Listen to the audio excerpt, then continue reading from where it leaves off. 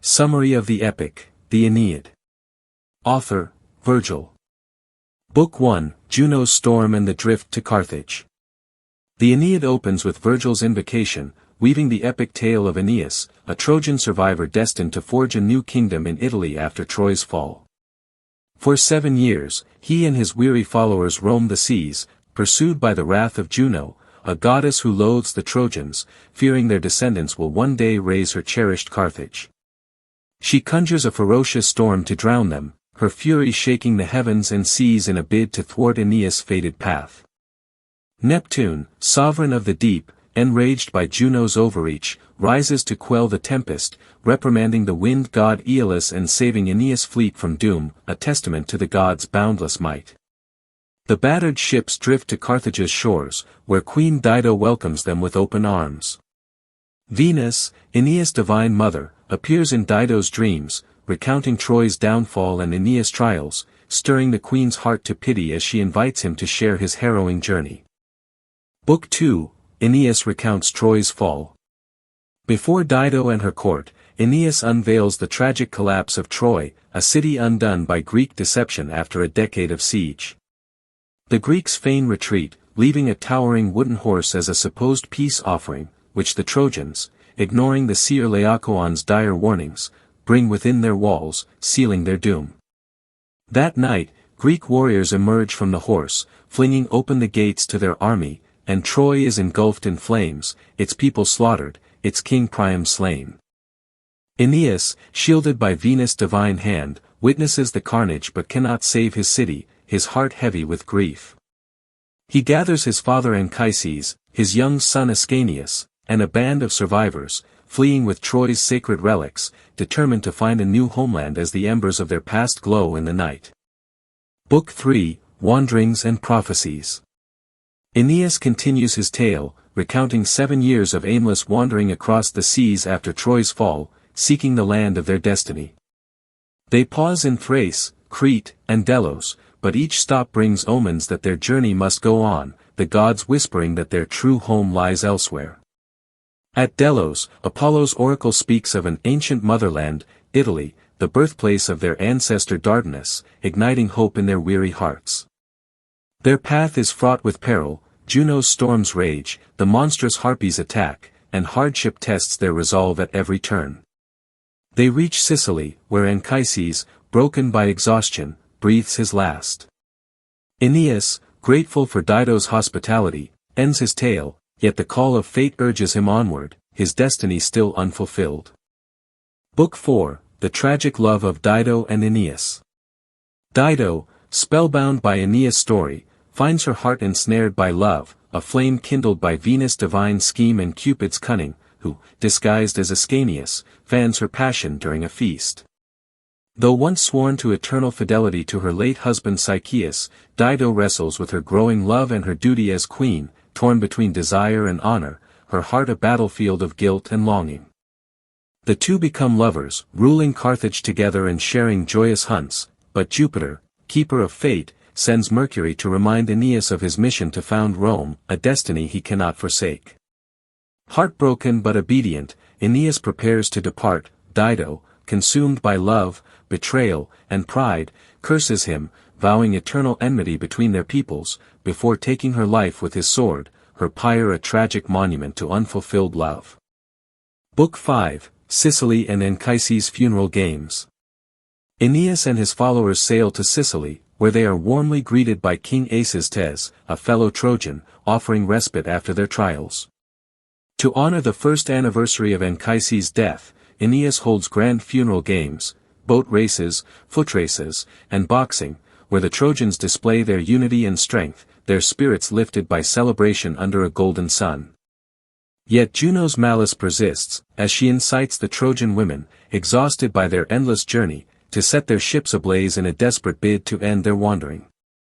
Aeneas, with Jupiter's aid, summons a divine rain to douse the flames, preserving most of the fleet, though he allows the weary to stay behind, founding a new settlement in Sicily as the resolute press on.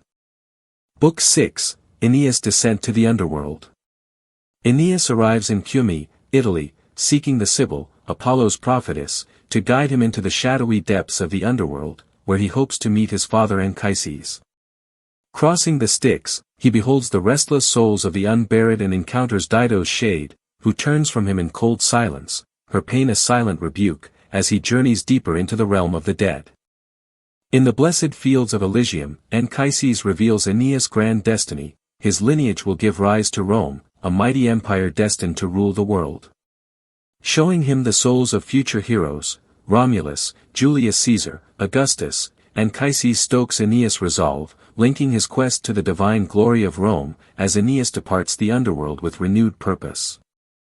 Book 7, Latium and the Clash with the Latins. Aeneas reaches Latium, the fated land of Italy, ruled by King Latinus, whose oracle foretells that his daughter Lavinia will wed a foreigner, birthing a great race. Latinus welcomes Aeneas, offering Lavinia's hand, seeing in him the fulfillment of prophecy, a union that promises peace and prosperity for their peoples under the gods' watchful gaze. But Juno, ever the foe, stirs discord, inflaming Lavinia's mother Amata and her former suitor Turnus, king of the Ruculi, to oppose the Trojans. Turnus rallies the Latin tribes, joined by the fierce Volscian warrior Camilla, and Juno flings wide the gates of war, igniting a conflict that forces Aeneas, though yearning for peace, to ready his people for battle to secure their destined future. Book 8, Aeneas seeks allies. Guided by Venus, Aeneas journeys to Pallanteum, the future site of Rome, to forge an alliance with King Evander, an Arcadian whose ties to Trojan ancestry run deep, their bonds sealed by past kindnesses between Evander and Anchises. Evander welcomes Aeneas as a son, pledging his support and entrusting his young son Pallas to fight alongside him, a vital alliance in the looming war. Venus, fearing for her son, beseeches Vulcan to craft divine armor for Aeneas, including a shield etched with Rome's future glories, from Romulus to Augustus' triumph at Actium. The gleaming armor, a symbol of Aeneas' fated legacy, bolsters his resolve as he prepares to face the gathering storm of battle. Book 9, Turnus' assault and the sacrifice of Nisus and Euryalus. While Aeneas seeks allies, Turnus launches a fierce assault on the Trojan camp, where Ascanius, leading in his father's absence, proves his valor by slaying an enemy, his first taste of battle. The Trojans hold their ground, but Turnus breaches their defenses, cutting down many in a rampage of blood and fire, the camp teetering on the brink of collapse. Two young Trojans, Nisus and Euryalus, bound by deep friendship, volunteer to slip through enemy lines to summon Aeneas, their stealthy raid claiming many lives under the cover of night. But they are discovered by a Latin patrol. Nisus fights to save Euryalus, yet both fall, their sacrifice a poignant testament to loyalty and courage, as Juno aids Turnus escape, leaving the Trojans to await their leader's return. Book 10, Aeneas' return and Pallas' death. Aeneas returns with allies, including Pallas and the Etruscans led by Trojan, leading his forces into battle against the Latins with unmatched valor and leadership. The clash is brutal, with Aeneas cutting through foes, but Turnus targets Pallas, slaying the young warrior and claiming his belt as a trophy, a cruel blow that shatters Aeneas' heart. Fueled by grief and rage, Aeneas unleashes a vengeful fury, slaughtering enemies to honor Pallas, whom he loved as a son, while also shielding Ascanius from danger, proving his role as both father and leader. The war grows fiercer, its bloodshed paving the way for a final confrontation between Aeneas and Turnus. Book 11, Failed Truce and Camilla's Fall. Aeneas mourns Pallas, holding a solemn funeral and sending his body to Evander, while offering the Latins a truce to end the carnage, a gesture of peace born from his noble heart. But Turnus, driven by Juno's whispers and his own pride, rejects the offer, choosing war over reconciliation, as the conflict reignites with renewed ferocity, the field stained with blood.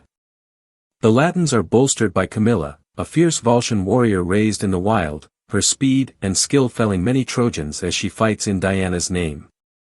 Yet she falls to Aruns in a cunning ambush, her death a turning point that weakens the Latin resolve, giving Aeneas the upper hand as the tides of war shift in his favor.